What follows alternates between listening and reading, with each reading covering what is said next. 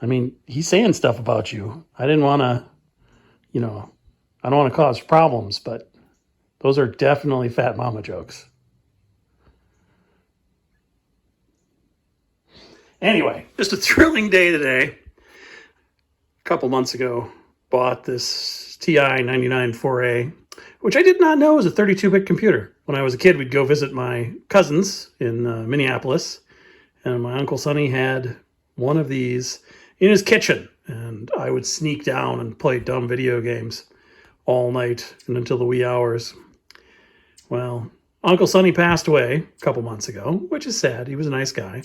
I wondered if I could find one of these old monstrosities. He actually worked for IBM, put together some of the first computers back in the day. I believe he worked on the ENIAC project. Good guy. But so he had one of these, and I decided I want to buy one. And they're a little weird. So they don't have a DC power supply that is something I'm used to. Anyway, I should say. So they have this DC power supply board in the computer. Externally, they hook up like two different AC voltages. I think like 18 and something else. So you can still find those bricks, but they cost like $50. I didn't know if this donor computer was going to work anyway, since, those bricks are kind of rare. So what I did is something indefensible. I dug out a power supply for an arcade game. I like these things. I know it's a little dangerous having the 120 volts sitting there next to that controller where I can just reach over here and, electrocute myself. But other than that, they're handy and they just kind of work well. Don't electrocute yourself, kids. Don't. So we got the old TI99 4A apart, and we had some problems. The documentation for the power supply, little sparse. There's a 4-pin connector on the inside. About half the time when you look up documentation about this, they're talking about the AC voltages on the outside of the computer. About half the time they're talking about the DC voltages inside.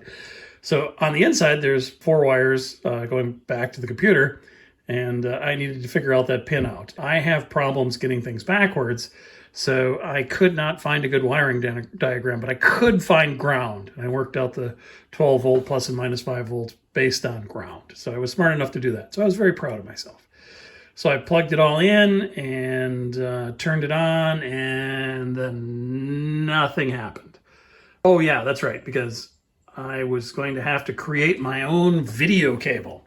So now, I don't know if I've ever mentioned this or not, but the internet is a terrible place. And it is because all documentation is out there for all time.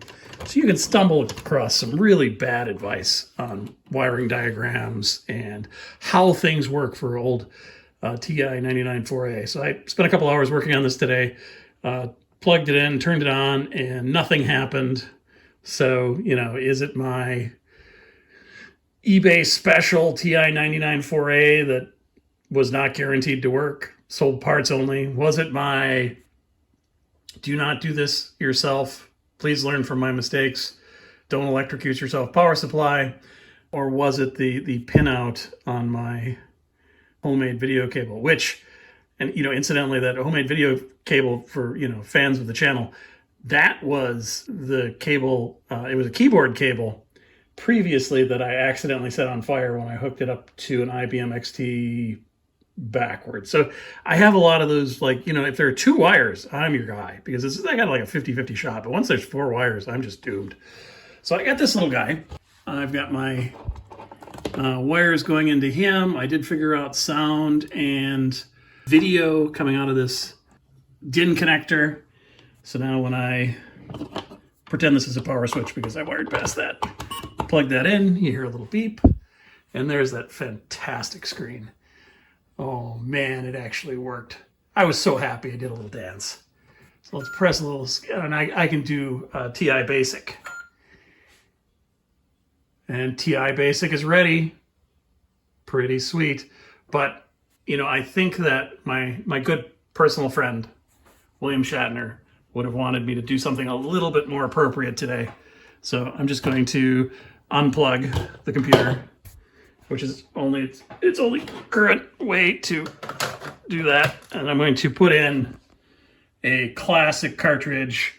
When I was a kid, I'd play Munchman at Uncle Sonny's. We were not allowed to have Car Wars because this was too violent. So I splurged and I spent the $10 on Car Wars. So I can play those now too, with sound. That was a lot of sound. There we go. Press any key. Man, I just love the clear color on the screen. I'm pretty sure that's that guy doing good work, but I don't know.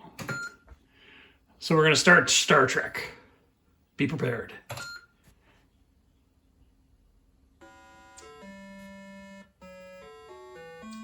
(1983). Copyright Sega Enterprises. Star Trek is a trademark of Paramount Picture Corporation. Press any key to begin. And a ship almost immediately attacks me and I start dying. Oh, no. This time they're running the other way. Ooh, that looks scary. I don't know how to play any of these games, and I, haven't figured out what we would have called a joystick back then. I'm still working on it. Shield your eyes. The violence.